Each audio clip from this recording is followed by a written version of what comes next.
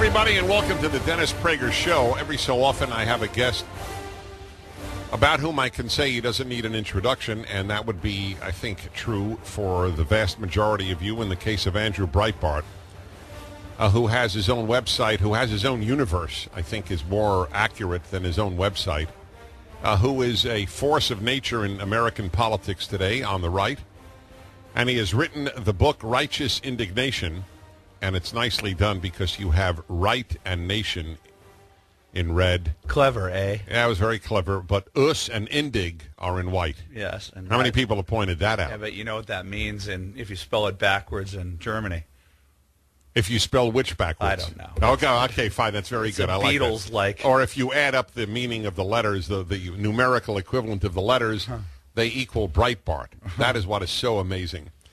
Andrew Breitbart is AndrewBreitbart.com. He's Breitbart TV, big government, big Hollywood, big journalism, and he is, as I say, a force of nature. Things that are revealed so often start with him, and the book is about his intellectual and political move, a rightward. Is that a fair way of putting it? Yeah, absolutely, and it's also to try and to describe what it is exactly that we live in. I call it the Democrat media complex, and it's the natural alliance of the Democratic Party, liberal organizations, and the mainstream media, which includes Hollywood. I grew up on the west side of Los Angeles. I grew up in Brentwood, so I was a default factory-setting liberal. There would be no reason to challenge the status quo. But when I graduated from college with a degree in American Studies, which was basically cultural Marxism, I realized that I had a worse work ethic than I had when I entered college. I delivered pizza, I washed cars, I worked at Flaky Jake's, All-American Burger, money, money, money, always trying to make money.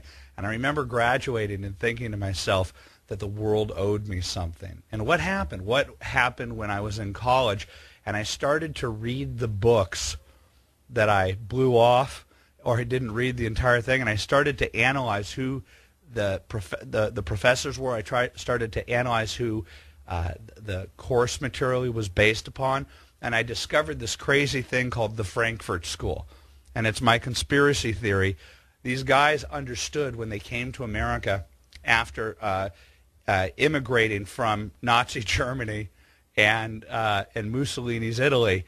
They immigrated to the United States of America, some of them even to San Diego and the Pacific Palisades, and they hated it because it was too cheery, and they didn't like the consumer culture that was here because they were nihilists. There were guys like Theodor Adorno. There was Bertolt Brecht lived with Adorno at a certain point in San Diego, and they just could not stand this country and the type of people that we were. And what they figured out was that the American people were not susceptible to the economic Marxist argument. We have two pillars in this country. The economic pillar is capitalism. Judeo-Christianity is the cultural pillar. I think I learned that from you, Dennis. And they realized the way to affect and to deconstruct, as their word is, the way to deconstruct the American spirit into the mindset of the depressive, of the nihilist, of the Marxist, was to go straight after the cultural pillar. And that's what they did. And they said, let's go after the institutions. Let's go after the religious institutions, the mainline churches. Let's go after Hollywood. Let's go after the mainstream media. And at the end of the day, I call it the Democrat media complex, and I was a victim of it. And my father started me down this path when he said, you have to get a job. And I resented him for it when I first graduated from college. And then I'll indulge you, Mr. Prager. In 1992, I started to deliver scripts for a company in Santa Monica, a production company. And I would listen to K-Rock or 91X alternative rock stations.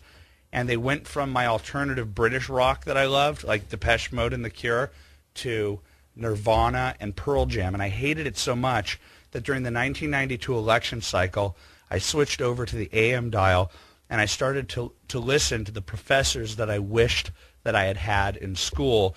And that was my journey. Talk radio, embarrassingly enough, was my education. or not embarrassingly enough, but I'm just telling you, talk radio awakened me that there was an alternative viewpoint. Well, it's a wonderful summary, and I believe that it's a credit to you as much as it is a credit to me and anyone else who has touched you.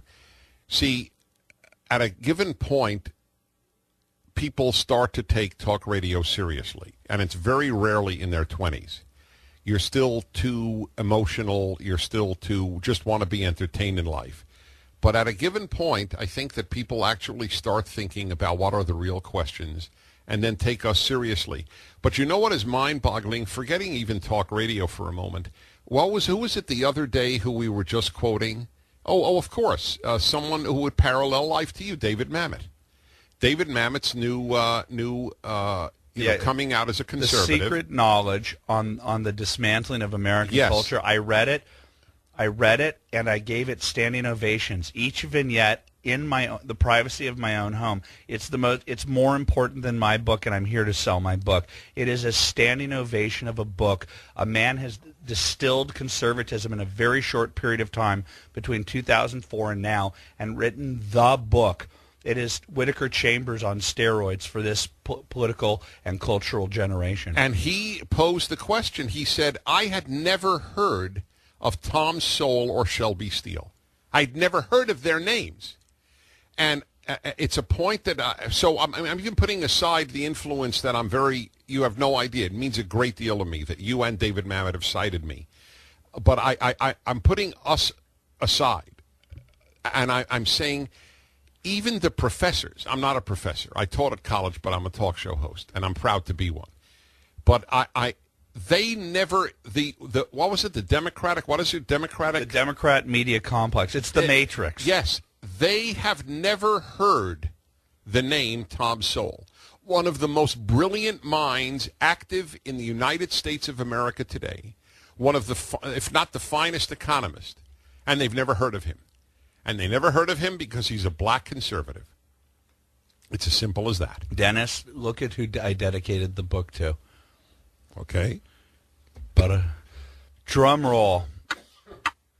Drum roll.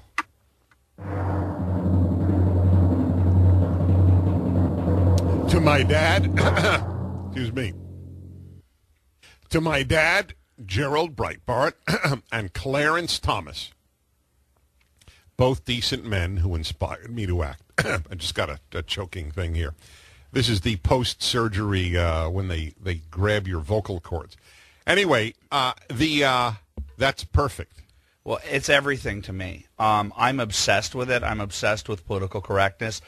I was a liberal, and the thing that triggered me the most to open my mind to the Matrix, the Democrat media complex, was the unfair treatment of Clarence Thomas. That is, I agree with you, by the way. That was, even though I had already made my journey, that was when I realized how mean the left was. Well, I thought that I was the left, and I just wanted to watch that for political theater because I was a waiter at that. Right when I graduated from college, I got a job waiting, and I walked home and I would watch on C-SPAN the hearings because I loved political theater. I had even gone to summer school in D.C., and I attended the Iran-Contra hearings. So I wanted to watch this, and I believed the Tom Brokaws and the Peter Jennings of the world and the Dan Rathers of the time when they told me that this was a very serious investigation into a man who was a serial sexual harasser. And so I pulled up with popcorn and diet soda, and I expected this man to be taken down because Patricia Schroeder was there. The NAACP was silent during all of this. I thought everything's aligning up to prove to me that this guy has gone to extraordinary lengths to do extraordinarily bad things. And by the end of the week, I remember thinking to myself, what did this guy do? That's right. What did this guy do? Yeah. He hasn't done anything. And I remember thinking to myself, who is that guy by the name of Ted Kennedy that's sitting there in judgment of him? Even though I was a Democrat at the time and I respected the Kennedy family, I always knew he never got elected to the presidency because of the bad things that he had done to a single woman. And to watch him in judgment, which led to death. Not to talking about a theoretical